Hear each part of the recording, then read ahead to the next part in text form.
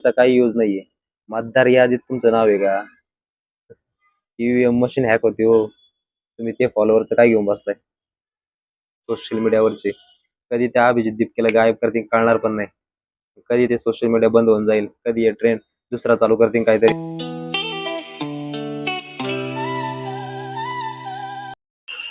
Good morning मित्रांनो, जय जय रामकृष्ण हरी, शुभ सकाळ. स्वागत तुमचं आपल्या युट्यूबच्या नवीन व्हिडिओमध्ये. तर आज आपल्याला हे मॉर्निंग ड्युटी, सकाळी जायचंय ड्युटीला. आता आता आंघोळ वगैरे केली आणि मी आजकाल काय करतो माहिती का, रात्रीचा ब्लॉगच एडिट करत नाही. एक 4:30 वाजता उठून आहे ना ब्लॉग एडिट करतो, म्हणजे मला सकाळची उठायची सवय पण लागेल, नाही का. असं काहीतरी माझ्या डोक्यात प्लॅन चालू आहे आता, पण बघू किती सक्सेसफुल होते. तर जाऊया आता नाश्ता करायला. पोहे आहे खाली, नाश्ता वगैरे करू. मॉर्निंग ड्युटी होती आणि तसंच मला आहे ना डबल ड्युटी करायला लागली, म्हणजे मॉर्निंग प्लस इव्हिनिंग कंटिन्यू केली मी पुढे, नाही का. आणि आता थोड्या वेळापूर्वी रूमवर आलो, 9 सव्वा 9ला. जेवण वगैरे केलं आणि म्हटलं ब्लॉग तर काही शूट करता येत नाही, कारण हॉस्पिटलमध्ये जिथं मी जॉब करतो तिथं हॉस्पिटलची पॉलिसी नाही की आतमध्ये कॅमेरा वगैरे शूट करणं, आणि ते बरोबर पण नाही वाटत, नाही का. तर म्हटलं बोलायचं होतं मला आता सध्या सगळ्यात ट्रेंडिंगला चाललेला विषय, की chief justice of India Suryakant ते आपल्या भारतातल्या युवकांना बेरोजगार म्हटले. म्हणजे अर्धे जे जे तरुण आहेत ते सोशल मीडियामध्ये उतरलेत आणि सरकारला धारेवर धरतात, सोशल मीडियाच्या थ्रू अटॅक करतात. हे सगळे कॉक्रोचेस आहे. पण ही कॉक्रोच पैदा कुठून झाले? गटारातूनच कॉक्रोच पैदा होतात ना, जिथं घाण आहे तिथं. म्हणजे तुम्हाला काय म्हणायचं, इनडायरेक्टली भारत हा घाणीचा देश आहे? अरे ते पहिले कोण कोण होऊन गेले, तुम्हाला काय आयडिया आहे का? इतिहास कधी वाचलाय का तुम्ही? भारतातल्या तरुणांनी काय काय करून दाखवले? चंद्रशेखर आझाद घ्या, भगतसिंग, राजगुरू, अरे आपले संभाजी महाराज, छत्रपती संभाजी महाराज, हे काही युवक नव्हते का? यांनी त्यांच्या मजा करायच्या वयात इतिहास घडवलेला आहे, आणि तुम्ही असं डिमोटिवेशन करता का युवकांना?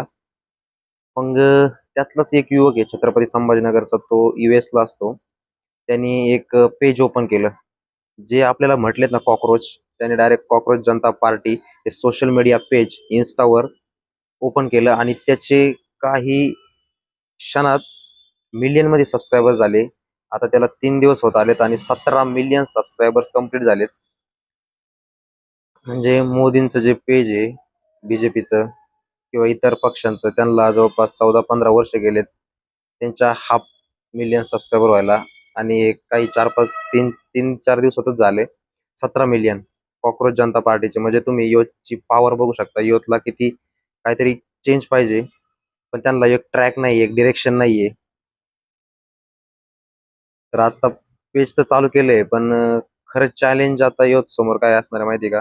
किंवा जे पेज त्याने ओपन केले ते अभिजित दीपके म्हणून आहे, त्याच्यासमोर एक खूप मोठं चॅलेंज आहे. कारण तुम्ही एका अशा पक्षाची टक्कर घेत आहे, एवढा बलाढ्य पक्ष आहे की त्याच्यासमोर आपण काहीच नाहीये. आपली एकजूट हाच त्यांच्यासमोर एक पॉवर आहे. कारण त्याने जे पेज ओपन केले ना, तो अभिजित, त्याला कधी गायब करतील ना कळणार सुद्धा नाही. आणि मी युवकांना सांगतो, तुम्हाला लय भारी वाटतं ना कॉक्रोच कॉक्रोच कॉक्रोच, मी कॉक्रोच, असं तसं. सुरुवात पहिल्यांदा तुमच्या गावापासून करा, तुमच्या भागातून करा. तुम्ही जिथे राहताय तिथे आसपास जे सरकारच्या स्कीम आहे, किंवा सरकारचे जे, तुम्ही जर सिटीत राहत असाल तर तुमच्या नगरपालिकेचे काही स्कीम्स असतील त्या जाऊन बघा, तिथे किती लूटमार होतीये. एक रस्ता बांधायचा म्हणल्यावर तिथं वरून पैसे अनुदान किती येतं, त्या अनुदानाचं विभाजन कसं होतं, त्या बारीक सारीक गोष्टीपासून सुरुवात करा. तुम्हाला तुम्हाला इतके नावं ठेवतील गावातले, तुला कोणी सांगितले. पहिल्यांदा तर घरचे सपोर्ट करणार नाही, सगळ्यात पहिली गोष्ट.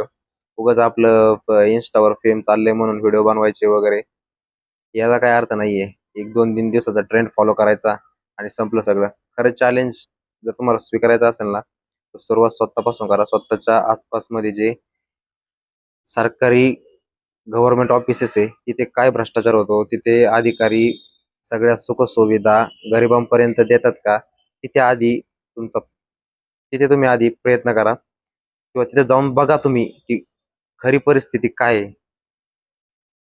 ते असे रील वगैरे बनवून कॉक्रोचेस बनवून काही नाही होणार आहे. आणि तो अभिजित दिपके त्याचं स्टेटमेंट आहे थोड्या वेळापूर्वीचं. त्यांनी स्टेटमेंट दिलंय, मी जर US मधून विमानाने निघालो आणि दिल्लीत लँड केलं तर पहिल्यांदा मला त्या एअरपोर्टवरून उचलणार आणि तिहार जेलमध्ये टाकणार.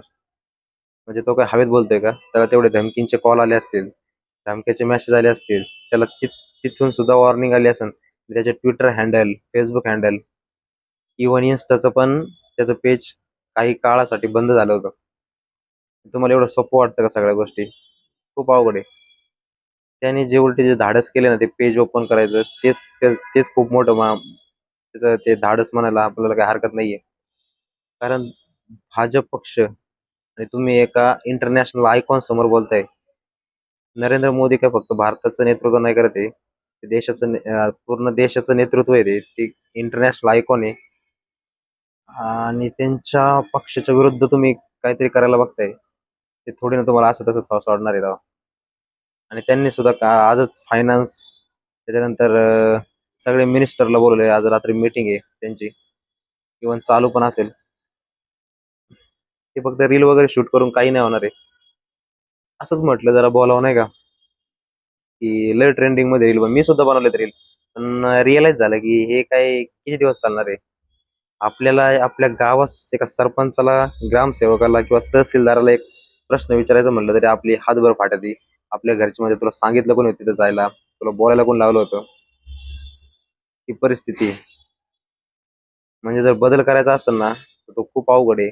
कारण बदल हा तुमच्या गावापासून करा, तुमच्या भागापासून करा, स्वतःपासून करा, तरच काहीतरी होऊ शकतं. फक्त हे 3-4 दिवसांचं ट्रेंडिंग, इन्स्टा, सोशल मीडिया, हे काय तुम्हाला फॉलोअर्स मिळवून देणार? फॉलोअर्स मिळवून देतील, पण हे फॉलोअर्स तुम्हाला फॉलो करतीलच असं नाही. त्यातले काही फेक अकाउंट असतील, काही पैसे देऊन फॉलोअर्स वाढवलेले असतील. ठीक आहे, असं पण असतं. आणि तेच सांगायचं होतं की बाबा, रीलच्या मागे पळू नका. ऍक्च्युअल मध्ये परिस्थिती आणि ती सोशल मीडियाची सिच्युएशन खूप डिफरंट आहे. खूप म्हणजे खूप डिफरंट आहे. डबल ड्युटी करून आले तरी पण एवढं बोलतोय, कारण एक मेसेज जाणं खूप इम्पॉर्टंट आहे.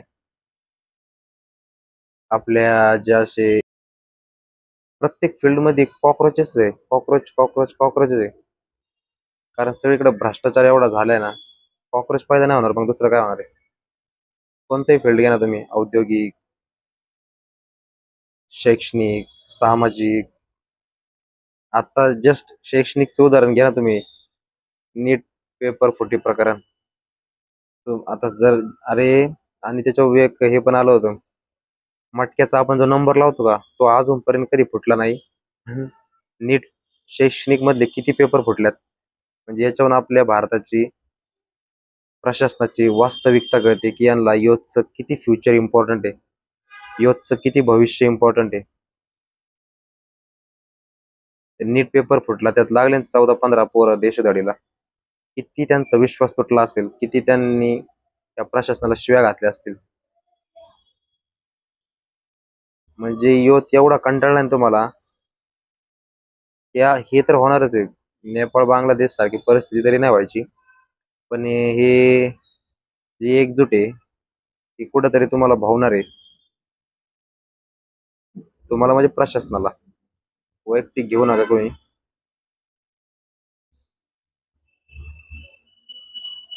मटक्याचा कधी नंबर फुटला नाही रे, पण पेपर फुटतोय.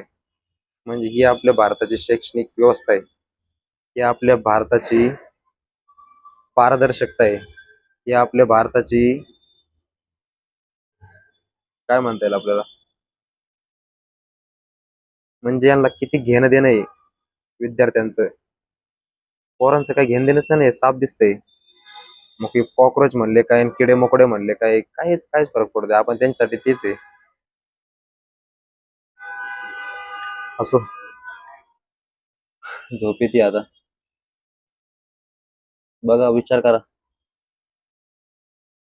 फक्त सोशल मीडियाचा हसण्यासाठी वगैरे उपयोग नका करू. त्यातून काहीतरी शिका, विचार करा, की असं काय आहे? की याचा इफेक्ट काय होईल? हे का करताय? हे असे क्वेश्चन पडले पाहिजे आपल्याला. तरच काहीतरी होईल. तर तुम्हाला आपला आजचा ब्लॉग आवडो किंवा नको आवडू, पण याच्यातून काहीतरी मेसेज घ्या, नाही का? विचार करा. कॉकरोचेस का रिअल कॉकरोचेस?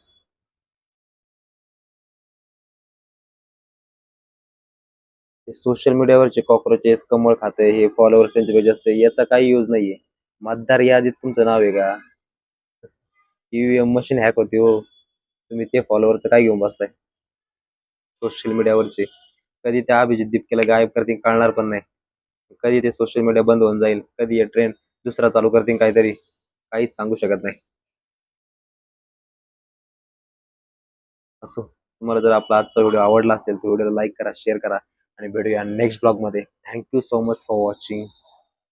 नमस्कार.